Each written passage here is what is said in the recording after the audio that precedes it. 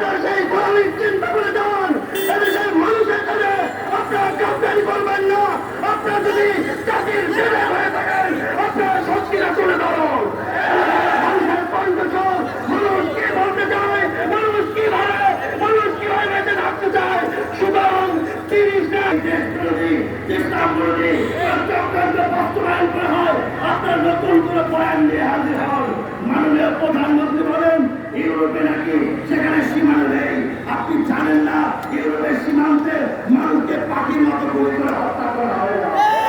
কিন্তু ভারত বাংলাদেশের মানুষকে পাখির মতো প্রতিনিয়ত গুলি করে হত্যা করে কাটা করে ঝুলিয়ে রাখে।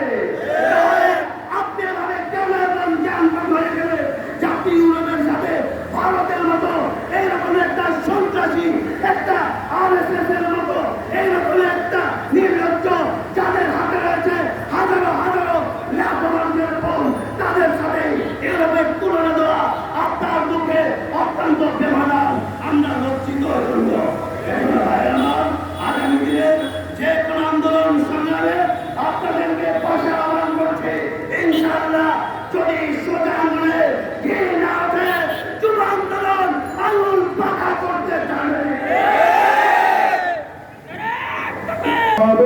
রাজপথে নেমে এসেছি। আজকে আমাদের এই সোনার বাংলাদেশে সমস্যার সংকটের কোনো অন্ত নেই। আমরা সমস্যার সংকট দিয়ে আমাদের দিল্লিপাত করছি, আমাদের দিন যাপন করছি।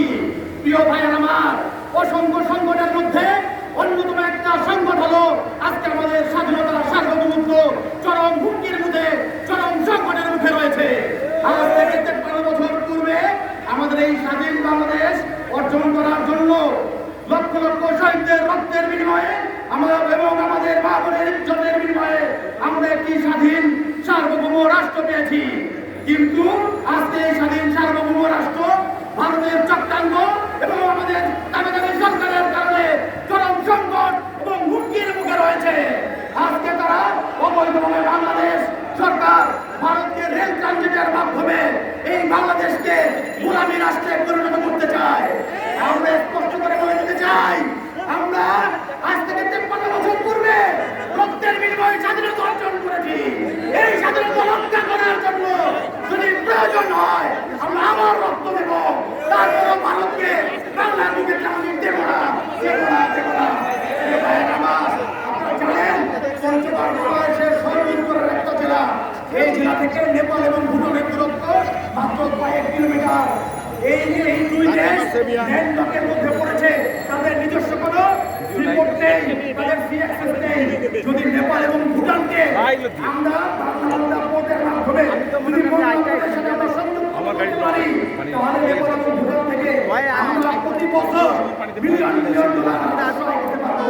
কিন্তু এর মাঝখানে একটা বাধা, কিলোমিটার করিডোর আজকে নেপাল বাংলাদেশ এই সুবিধা ভোগ করতে পারছে না। এই সরকারের পতন ঘটতে হবে ইনশাআল্লাহ।